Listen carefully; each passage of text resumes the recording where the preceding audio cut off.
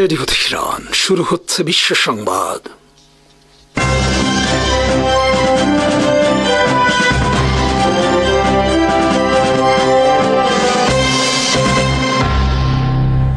শুরুতেই সংবাদ শিরোনাম।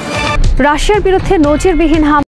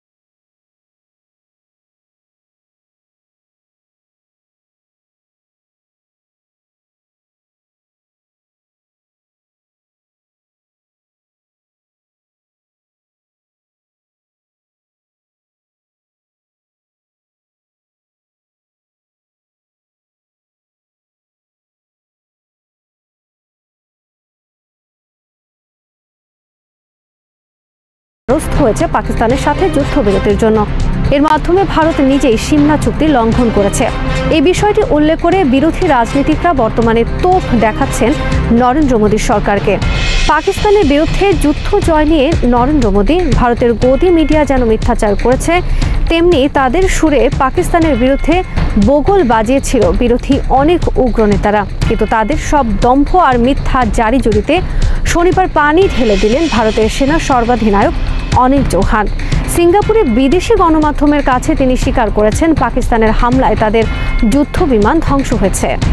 এশিয়ায় শক্তির ভারসাম্য বদলে দিতে চীন সামরিক হস্তক্ষেপের প্রস্তুতি নিচ্ছে বলে সতর্ক করেছেন মার্কিন প্রতিরক্ষা মন্ত্রী পিট হেগসেথ। সিঙ্গাপুরে অনুষ্ঠিত শাংলিরা ডায়ালগে যুক্তরাষ্ট্রের প্রতিরক্ষা মন্ত্রী পিট হেগসেথ এর কণ্ঠে স্পষ্ট হয়ে উঠেছে যে এশিয়ায় ভূ রাজনৈতিক উত্তেজনায় নতুন মাত্রা তৈরি হয়েছে। হেগসেথ সরাসরি সতর্ক করেছেন চীন এখন সামরিক হস্তক্ষেপের বাস্তব প্রস্তুতি নিচ্ছে, বিশেষ করে ইন্দো প্যাসিফিক অঞ্চলে শক্তির ভারসাম্য বদলে দিতে বেইজিং কাজ শুরু করেছে। হেগসেথের বক্তব্যের পেছনে নির্দিষ্ট প্রেক্ষাপট রয়েছে। গত কয়েক মাসে চীন বড় পরিসরে সামরিক মহড়া চালিয়েছে তাইওয়ানের আশেপাশে। বিশ্লেষকদের মতে এসব মহড়া নিছক প্রশিক্ষণ নয়, বরং সম্ভাব্য সামরিক অভিযান কিংবা অবরোধের মহড়া। চীনের রাষ্ট্রীয় গণমাধ্যমেও ক্রমাগতভাবে তাইওয়ানকে মূল ভূখণ্ডের অংশ হিসেবে বিবেচনা করার সুর চড়া হচ্ছে। বিবিসি, সিএনএন সহ আরও কিছু আন্তর্জাতিক সংবাদ মাধ্যমে সাম্প্রতিক প্রতিবেদনে উল্লেখ করা হয়েছে পিপলস লিবারেশন আর্মি বর্তমানে জল, স্থল ও আকাশপথে একযোগে আগ্রাসী অপারেশন পরিচালনার সক্ষমতা অর্জন করেছে, যার কেন্দ্রবিন্দুতে রয়েছে তাইওয়ান। বিশেষ করে চীনের সামুদ্রিক শক্তি ও ক্ষেপণাস্ত্র প্রযুক্তির উন্নয়ন এই ইঙ্গিতই দিচ্ছে। সামরিক প্রস্তুতি এখন কেবল প্রতিরক্ষামূলক নয়, তা আগ্রাসী কৌশলেও ব্যবহৃত হতে পারে। হেগসেথ বলেন, যুক্তরাষ্ট্র ইন্দো প্যাসিফিক অঞ্চলে স্থায়ীভাবে অবস্থান করতে এসেছে। ট্রাম্প প্রশাসনের কৌশলগত অবস্থান অনুযায়ী চীনের আগ্রাসন ঠেকাতে যুক্তরাষ্ট্র এখন তার মিত্রদের সাথে নিরাপত্তা সহযোগিতা জোরদার করছে। এরই প্রেক্ষিতে সম্প্রতি যুক্তরাষ্ট্র, জাপান ও যুক্তরাষ্ট্র ফিলিপাইন যৌথ মহড়া এবং প্রতিরক্ষা চুক্তি হালনাগাদ বিশেষ তাৎপর্যপূর্ণ। দক্ষিণ চীন সাগরে মার্কিন নৌবাহিনীর উপস্থিতি চীনের জন্য স্পষ্ট বার্তা বহন করে যে এই অঞ্চলে একতরফাভাবে আধিপত্য কায়েম করা যাবে না। তাইওয়ান চীন ও যুক্তরাষ্ট্রের মধ্যে ভূ রাজনৈতিক উত্তেজনার কেন্দ্রবিন্দুতে পরিণত হয়েছে। তাইওয়ানকে ঘিরে পিপলস লিবারেশন আর্মি এর সম্প্রসারিত তৎপরতা কেবল চীনের একত্রীকরণ আকাঙ্ক্ষার প্রতিফলন নয়, বরং যুক্তরাষ্ট্রের উপস্থিতিকে চ্যালেঞ্জ জানানোও বটে। তবে হেগসেথ ট্রাম্প প্রশাসনের অবস্থান স্পষ্ট করে বলেন, আমার প্রেসিডেন্সিতে চীন কখনোই তাইওয়ান আক্রমণ করতে পারবে না। এটি কেবল কূটনৈতিক সংকেত নয়, বরং সম্ভাব্য সামরিক সুরক্ষার আশ্বাসও। হেগসেথের আরেকটি গুরুত্বপূর্ণ বক্তব্য হচ্ছে, যুক্তরাষ্ট্র তার মিত্রদের উপর অতি নির্ভরতা নয়, বরং তাদের প্রতিরক্ষা সক্ষমতা বাড়াতে উৎসাহিত করছে। তিনি বলেন, আমরা চাই আমাদের এশীয় মিত্র ও অংশীদাররা দ্রুত নিজেদের প্রতিরক্ষা সক্ষমতা বাড়াক। এমন প্রেক্ষাপটে দক্ষিণ কোরিয়া, জাপান ও অস্ট্রেলিয়া ইতোমধ্যে প্রতিরক্ষা বাজেট বাড়িয়েছে। ইন্দো প্যাসিফিক অঞ্চলে বর্তমান ভূ রাজনৈতিক চিত্র স্পষ্টতই একটি শক্তির দ্বন্দ্বের দিকে এগোচ্ছে। এই পরিস্থিতিতে আন্তর্জাতিক সমাজের কাছে তাইওয়ান সংকট, দক্ষিণ চীন সাগরে নেভিগেশনের স্বাধীনতা এবং এশীয় মিত্রদের প্রতিরক্ষা উন্নয়ন সবকিছুই আর শুধু কূটনৈতিক আলোচনার বিষয় নয়, বরং সম্ভাব্য সংঘাতের কেন্দ্র বিন্দুও হয়ে উঠতে পারে।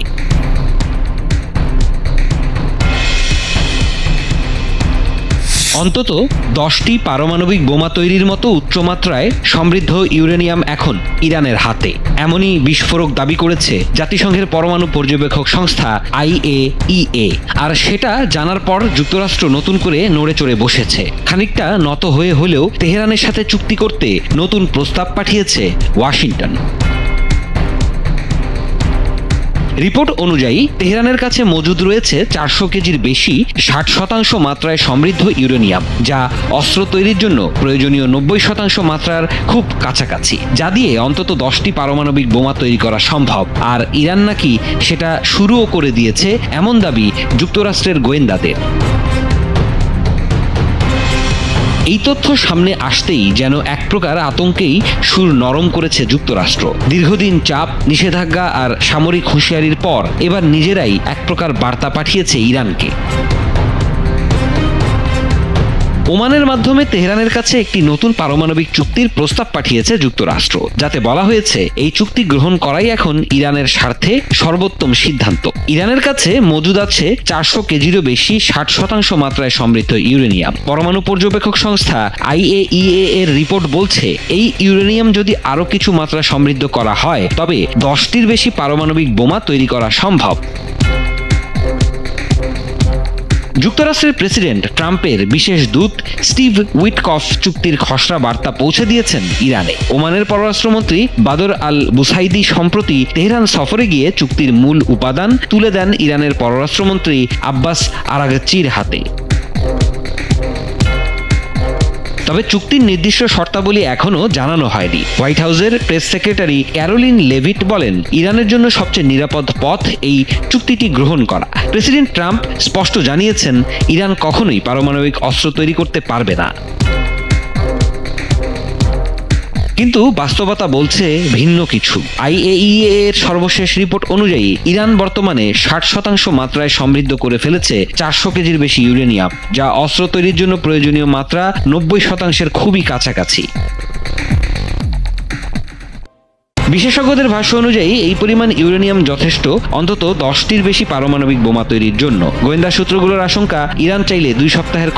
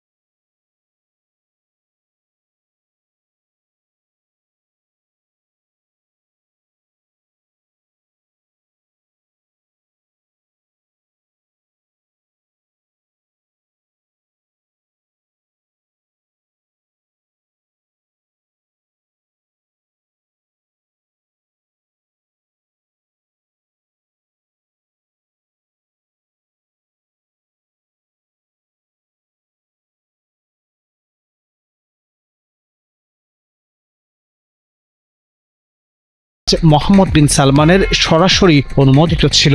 এক আন্তর্জাতিক কূটনৈতিক বিশ্লেষক বলেন, এটি ছিল এক প্রতীকী পদক্ষেপ।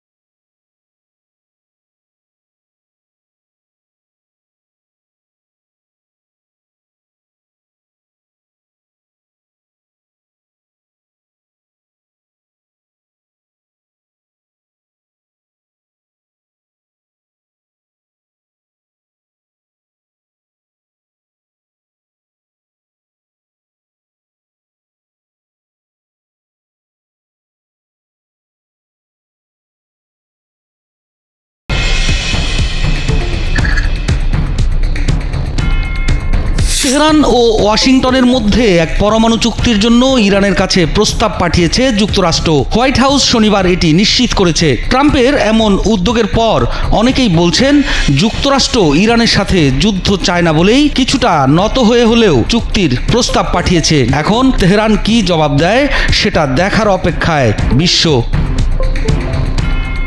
ইরানের পররাষ্ট্রমন্ত্রী আব্বাস আরাঘচি বলেছেন, ওমানের পররাষ্ট্রমন্ত্রী বদর আল বুসাইদি যুক্তরাষ্ট্রের চুক্তির কিছু বিষয় তার কাছে উপস্থাপন করেছেন। এই খবরটি আসার আগে আন্তর্জাতিক আণবিক শক্তি সংস্থা IAEA বলেছেন, ইরান উচ্চমাত্রায় সমৃদ্ধ ইউরেনিয়ামের মজুদ বাড়িয়েছে। এটি পরমাণু অস্ত্র তৈরির জন্য গুরুত্বপূর্ণ উপাদান। হোয়াইট হাউসের প্রেস সেক্রেটারি ক্যারোলাইন লিয়াভিট শনিবার বলেছেন, চুক্তিটি গ্রহণ করে নেয়ায় ইরানের জন্য সর্বোত্তম হবে। তিনি এও বলেন, প্রেসিডেন্ট ট্রাম্প এটা পরিষ্কার করেছেন যে ইরান কখনোই পরমাণু বোমার অধিকারী হতে পারবে না। লিয়াভিট বলেন, একটি বিস্তারিত ও গ্রহণযোগ্য প্রস্তাব প্রেসিডেন্ট ডোনাল্ড ট্রাম্পের বিশেষ দূত স্টিভ উইটফকের মাধ্যমে ইরানকে পাঠানো হয়েছে। নীতি, জাতীয় স্বার্থ ও ইরানের জনগণের অধিকারের সাথে সঙ্গতি রেখে যুক্তরাষ্ট্রের প্রস্তাবের যথাযথ জবাব দেওয়া হবে, আরাঘচি লিখেছেন সামাজিক মাধ্যম এক্সে। চুক্তিটির বিস্তারিত এখনও পরিষ্কার করা হয়নি, তবে এই প্রস্তাবটি এসেছে IAEA এর রিপোর্টের পর। রিপোর্টটি নিয়ে BBC একটি প্রতিবেদনও প্রকাশ করেছে। এতে বলা হয়েছে, ইরানের হাতে 60% মাত্রার 400 কেজি ইউরেনিয়াম মজুত আছে। এটি পরমাণু অস্ত্রের জন্য দরকারি 90% মাত্রার কাছেই। তবে এটি পারমাণবিক বিদ্যুৎ ও গবেষণা কাজে ব্যবহারের জন্য দরকারি মাত্রার চেয়ে অনেক বেশি। এছাড়া আরও পরিশোধন করলে 10টি পরমাণু অস্ত্রের জন্য এটা যথেষ্ট। এর মাধ্যমে পরমাণু অস্ত্র নেই এমন দেশগুলোর মধ্যে একমাত্র ইরানেই এই মাত্রার ইউরেনিয়াম আছে। ওই রিপোর্টের কারণে যুক্তরাষ্ট্র, ব্রিটেন, ফ্রান্স ও জার্মানির IAEA বোর্ড অব গভর্নেন্সকে ইরান অস্ত্র বিস্তার রোধের বাধ্যবাধকতা লঙ্ঘন করল কিনা তা পর্যালোচনার জন্য চাপ দেওয়ার পথ তৈরি হয়েছে। ইরান বরাবরই বলে আসছে তার পরমাণু কর্মসূচি শান্তিপূর্ণ। সম্প্রতি দেশটির রাষ্ট্রায়ত্ত মিডিয়ায় IAEA এর রিপোর্টকে ভিত্তিহীন, অভিযোগ সম্বলিত ও রাজনৈতিক উদ্দেশ্য প্রণোদিত হিসেবে বর্ণনা করা হয়েছে। ইরান বলেছে, IAEA গভর্নর্স মিটিংয়ে তেহরানের বিরুদ্ধে কোনো পদক্ষেপ নেওয়ার চেষ্টা হলে ইরান তার জবাবে পাল্টা ব্যবস্থা নেবে। যুক্তরাষ্ট্র দীর্ঘদিন ধরেই ইরানের পরমাণু সক্ষমতা সীমিত করতে চাইছে। গত এপ্রিল থেকে ওমানের মধ্যস্থতায় দুই দেশের মধ্যে আলোচনা শুরু হয়েছে। দুপক্ষই আলোচনার বিষয়ে আশাবাদী হলেও কিছু গুরুত্বপূর্ণ বিষয়ে প্রকট মতভিন্নতা আছে। এর মধ্যে একটি হলো ইরান ভবিষ্যৎ সমঝোতার আলোকে সমৃদ্ধকরণ চালিয়ে যেতে পারবে কিনা। তেহরান ও ওয়াশিংটনের মধ্যে আলোচনা সত্ত্বেও ইরান পরমাণু সমৃদ্ধকরণ কর্মসূচির গতি স্লথ করেছে বলে কোনো ইঙ্গিত পাওয়া যায়নি।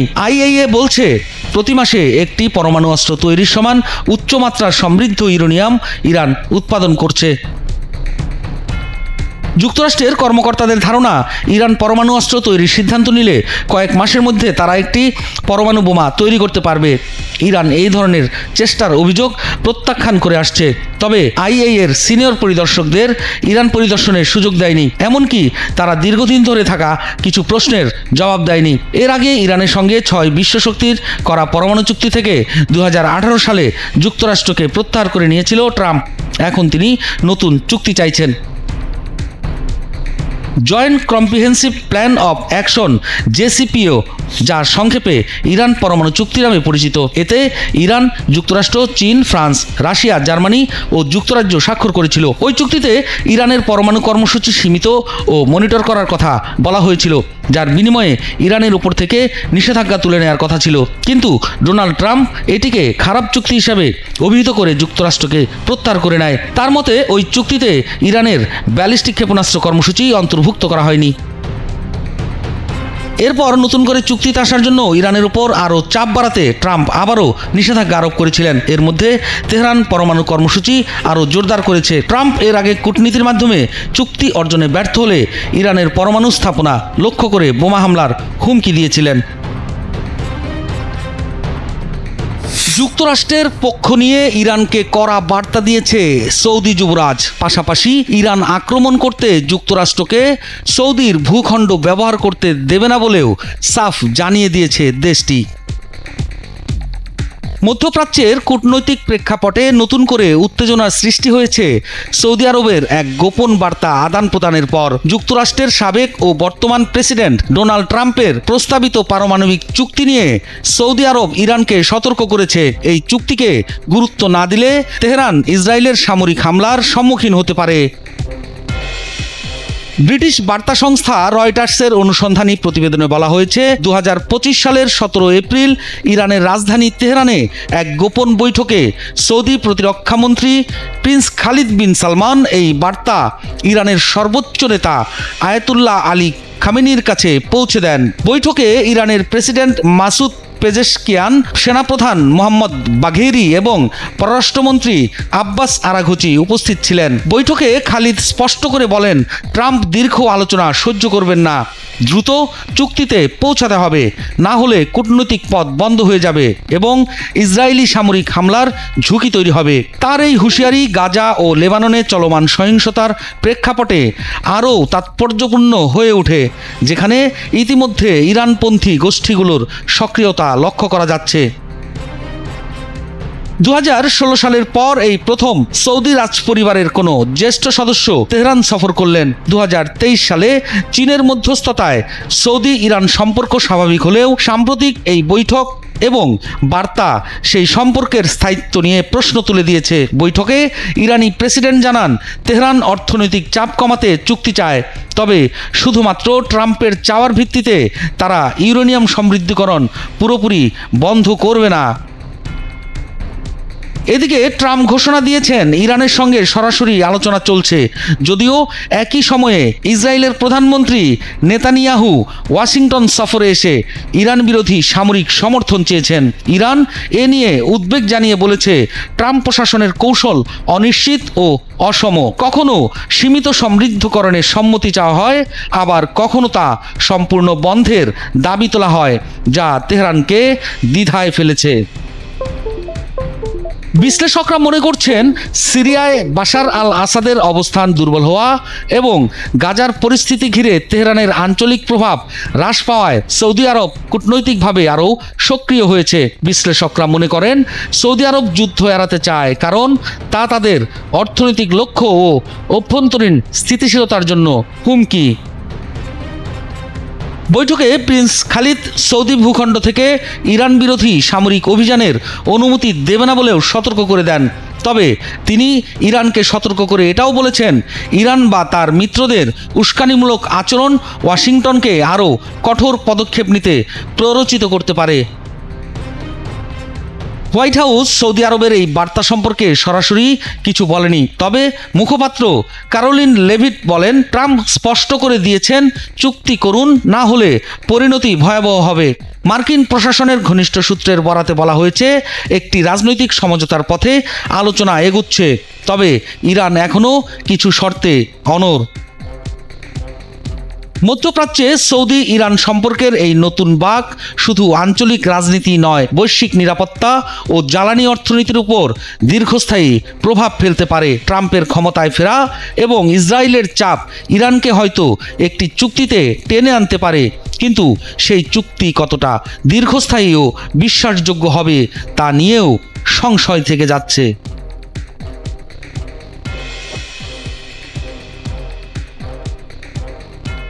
ইরান, রাশিয়া ও চীনের মধ্যে অনুষ্ঠিত সর্বশেষ ত্রিপক্ষীয় বৈঠকটি আন্তর্জাতিক রাজনীতিতে একটি গুরুত্বপূর্ণ মোড় নিয়েছে। একদিকে ইরান ও যুক্তরাষ্ট্রের মধ্যে পারমাণবিক আলোচনায় বিরাজ করছে চরম উত্তেজনা, অন্যদিকে এই তিন শক্তিশালী দেশ পরস্পরের অবস্থান আরও শক্তিশালী করছে ভবিষ্যতের কৌশল নির্ধারণে। ইরান, চীন এবং রাশিয়ার কর্মকর্তারা 9 জুন ইরানের পারমাণবিক কর্মসূচির উপর আসন্ন আন্তর্জাতিক আণবিক শক্তি সংস্থার শুনানির আগে তাদের অবস্থান সমন্বয় করার জন্য এই বৈঠক করেছেন বলে সংবাদ প্রকাশ করেছে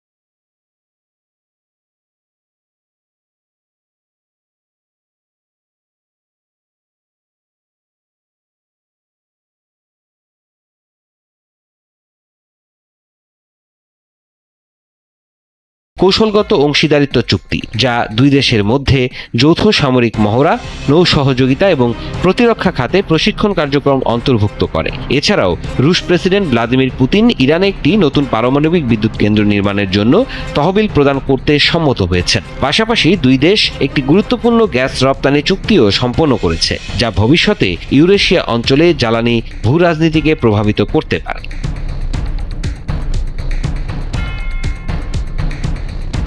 ইরান, রাশিয়া ও চীনের এই ত্রিপক্ষীয় সমন্বয় ভবিষ্যতে জাতিসংঘ ও আন্তর্জাতিক পরমাণু সংস্থার মতো প্রতিষ্ঠানের কাজেও প্রভাব ফেলতে পারে। তেহরান তার অবস্থানে অনড়, মস্কো তার প্রভাব বিস্তারে তৎপর, আর বেইজিং কৌশলীভাবে এই নতুন বলয়ের ভারসাম্য রক্ষা করছে।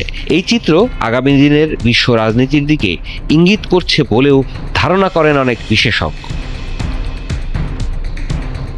আবারও হাইপারসনিক ব্যালিস্টিক ক্ষেপণাস্ত্র হামলায় কেঁপেছে ইসরায়েল। ইয়েমেনের হুথি আনসারুল্লাহ আন্দোলনের নেতৃত্বাধীন সশস্ত্র বাহিনী রোববার তেল আবিবের অতি গুরুত্বপূর্ণ বেন গুরিয়ন আন্তর্জাতিক বিমানবন্দরে আবারও আঘাত এনেছে। হামলার পর বিমানবন্দরের সব ফ্লাইট বাতিল করা হয়।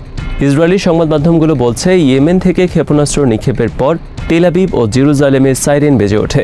আশ্রয় কেন্দ্রে যেতে বাধ্য হন লাখ লাখ ইহুদি বসতি স্থাপনকারী। বেন গুরিয়ন অঞ্চল অচল করে দেওয়ার লক্ষ্যে উচ্চস্তরের সামরিক অভিযান পরিচালনার কথা জানিয়েছেন ইয়েমেনি সশস্ত্র বাহিনীর মুখপাত্র ব্রিগেডিয়ার জেনারেল ইয়াহিয়া সারি। তাছাড়া গুরুত্বপূর্ণ ইসরায়েলি স্থাপনাগুলোর বিরুদ্ধে তাদের ড্রোন বাহিনী আরও 3টি অভিযান পরিচালনা করছে বলে জানান তিনি। ইয়াফা, ইসদুদ ও উম্মে আল রাশরাশ এলাকার 3টি স্থাপনা লক্ষ্য করে এসব হামলা চালানো হয়। সারি জানান, বেন গুরিয়ন বিমান চলাচলের উপর আংশিক নিষেধাজ্ঞা সফল হওয়ার পর এবার তারা ওই বিমানবন্দরে বিমান চলাচলের উপর পূর্ণ নিষেধাজ্ঞা আরোপের সিদ্ধান্ত নিতে যাচ্ছেন। যেসব বিমান সংস্থা এখনও নিষেধাজ্ঞা মেনে চলছে না, বিমান ও যাত্রীদের নিরাপত্তার স্বার্থে তাদের এই সতর্কতা সক্রিয় বিবেচনায় নেওয়ার আহ্বান জানান তিনি। ইসরায়েলি মিডিয়ার বরাতে মেহের নিউজ জানিয়েছে, রোববার নতুন ক্ষেপণাস্ত্র হামলার ফলে তেল আবিবে বড় বিস্ফোরণের শব্দ শোনা গেছে। ইসরায়েলি গণমাধ্যমের হিসেব অনুযায়ী গত মার্চে যুদ্ধবিরতি লঙ্ঘন করে গাজায় নতুন করে ইসরায়েলি হামলা শুরুর পর ইয়েমেনের সশস্ত্র বাহিনী এ পর্যন্ত ইসরায়েলে অন্তত 43টি ক্ষেপণাস্ত্র হামলা চালিয়েছে। এর মধ্যে গত মাসে একটি হাইপারসনিক ক্ষেপণাস্ত্র হামলায় বেন গুরিয়ন বিমানবন্দরে ব্যাপক ক্ষয়ক্ষতি হয় এবং অনেকে হতাহত হন। গত বৃহস্পতিবার রাতেও ইয়েমেনি বাহিনী বেন গুরিয়ন লক্ষ্য করে হাইপারসনিক ব্যালিস্টিক ক্ষেপণাস্ত্র হামলা চালায়। আল মাসিরা টেলিভিশনে প্রচারিত এক বিবৃতিতে ইয়েমেনের সামরিক মুখপাত্র বলেন, গাজায় ইসরায়েলি আগ্রাসন বন্ধ না হওয়া পর্যন্ত এবং গাজা থেকে অবরোধ তুলে না নেওয়া পর্যন্ত আমাদের অভিযান চলবে। তিনি বলেন, আমরা বেন গুরিয়নে আঘাত এনে বিশ্বের সঙ্গে ইসরায়েলের যোগাযোগ বিচ্ছিন্ন করে দেব। এর আগে গাজায় ইসরায়েলি গণহত্যার জবাবে ইয়েমেনি বাহিনী লোহিত সাগরে কৌশলগত গুরুত্বপূর্ণ সামুদ্রিক রুটে নিয়মিত হামলা চালায়, যাতে ইসরায়েলের সামরিক সরঞ্জাম পৌঁছানো ঠেকানো যায় এবং আন্তর্জাতিক সম্প্রদায়কে গাজার চলমান মানবিক সংকট নিয়ে পদক্ষেপ নিতে বাধ্য করা যায়। ইয়েমেনি সশস্ত্র বাহিনী ঘোষণা করেছে, যতক্ষণ না ইসরায়েল গাজায় স্থল ও বিমান অভিযান পুরোপুরি বন্ধ করবে, ততক্ষণ তারাও হামলা বন্ধ করবেন না। ইসরায়েলের কিছু কর্মকর্তা হামাসের উপর বড় ধরনের চাপ সৃষ্টির কথা বললেও অন্য কথা বলেছেন ইসরায়েলি মিডিয়া বিশ্লেষকরা। তারা বলছেন, হামাস দৃঢ়তার সঙ্গে প্রতিরোধ চালিয়ে যাচ্ছে, ভেঙে পড়া কিংবা আত্মসমর্পণের কোনো লক্ষণ তাদের মধ্যে নেই।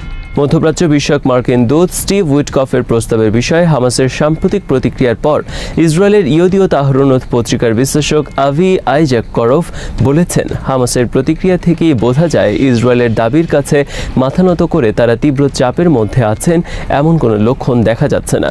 ইসরায়েলি বিশ্লেষক স্বীকার করেছেন, আত্মসমর্পণ বা অস্ত্র হস্তান্তরের কোনো ইচ্ছাই হামাসের মধ্যে দেখা যায়নি। এ প্রসঙ্গে আরেক বিশ্লেষক আসাফ বেইদানি দখলদার ইসরায়েলের অভ্যন্তরীণ পরিস্থিতিকে অত্যন্ত নাজুক বলে বর্ণনা করেছেন। তার ভাষায়, সমস্যা হলো ইসরায়েল মাসের পর মাস ধরে চলা অচলাবস্থা আর সহ্য করতে পারছে না। দেশটি এখন সামরিক ক্ষেত্রে দক্ষিণ ও উত্তরাঞ্চলের পুনর্গঠন, অভ্যন্তরীণ রাজনৈতিক টালমাটাল পরিস্থিতি, পশ্চিমা চাপ সহ বহু চ্যালেঞ্জের সম্মুখীন। এ বিশ্লেষক বলেন, ইসরায়েলি প্রধানমন্ত্রী বেনিয়ামিন নেতানিয়াহুর একমাত্র লক্ষ্য তার রাজনৈতিক অস্তিত্ব রক্ষা করা, যা চলমান সমস্যাকে আরও তীব্র করেছে। এই বিশ্লেষণগুলো এমন এক পরিস্থিতিতে করা হয়েছে যখন হামাস ও ইসরায়েলের মধ্যে যুদ্ধবিরতি ও বন্দি বিনিময় সংক্রান্ত আলোচনায় অচলাবস্থা ব্যাহত রয়েছে। এমনকি মার্কিন মধ্যস্থতাও কোনো ফল এনে দিতে পারছে না।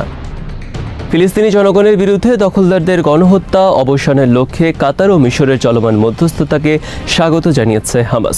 বিরোধপূর্ণ বিষয়গুলো সমাধানের জন্য পরোক্ষ আলোচনায় অবিলম্বে অংশ নেওয়ার প্রস্তুতির কথাও জানিয়েছে সংগঠনটি।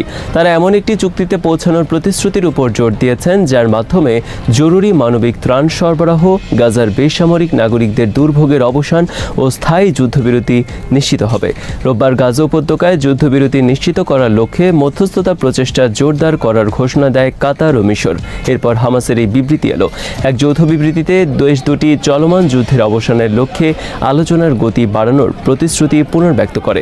বিবৃতিতে বলা হয়, যুক্তরাষ্ট্রের সঙ্গে সমন্বয় করে কাতার ও মিশর আলোচনার বাধাগুলো অপসারণের সর্বোচ্চ চেষ্টা করছে।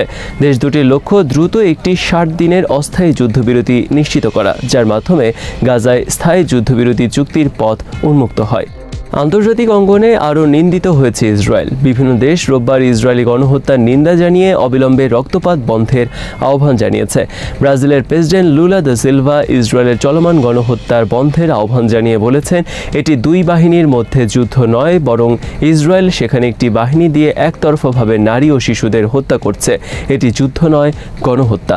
ইসরায়েলি গণহত্যায় সরকারের অবস্থান নিয়ে ক্ষুব্ধ ইটালির আঞ্চলিক কর্তৃপক্ষগুলো ইসরায়েলের সঙ্গে সম্পর্ক ছিন্ন করার সিদ্ধান্ত নিয়েছেন তারা। এমিলিয়া রোমাগনা অঞ্চল ঘোষণা করেছে, গণহত্যা বন্ধ না করা পর্যন্ত ইসরায়েলি প্রতিনিধিদের সঙ্গে সব ধরনের সম্পর্ক স্থগিত রাখবেন।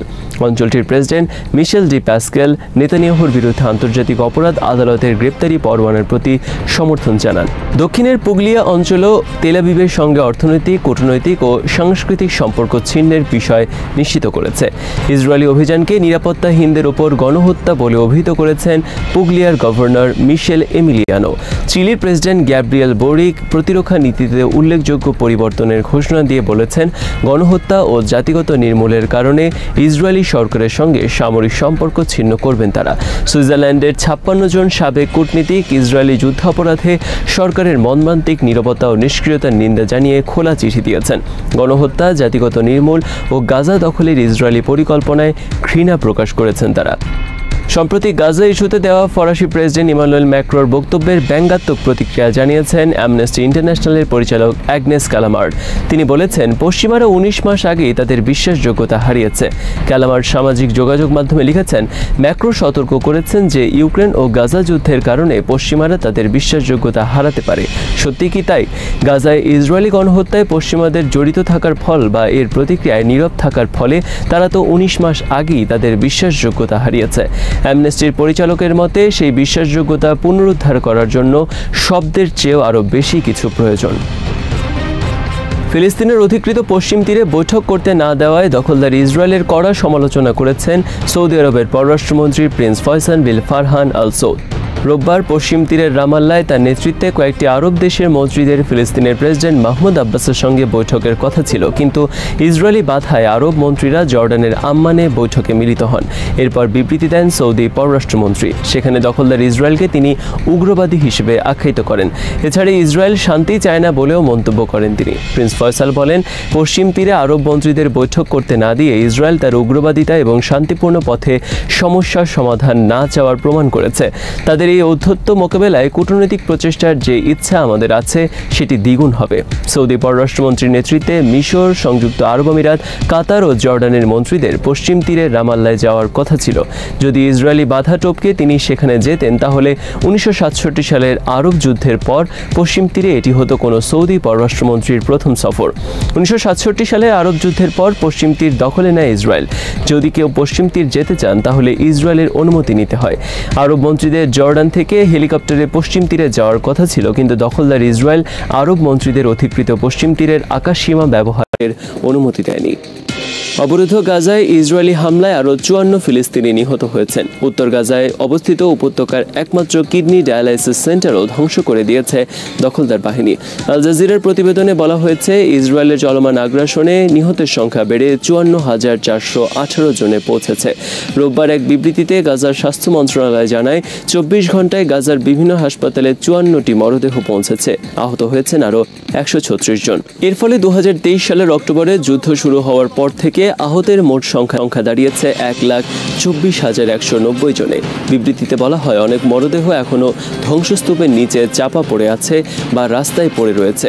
ইসরায়েলি বাধার কারণে তাদের উদ্ধার করা সম্ভব হচ্ছে না। শ্রোতা বন্ধুরা, বিশ্ব সংবাদে এই ছিল আমাদের সর্বশেষ আয়োজন। সঙ্গে থাকার জন্য আপনাদের সবাইকে অসংখ্য ধন্যবাদ।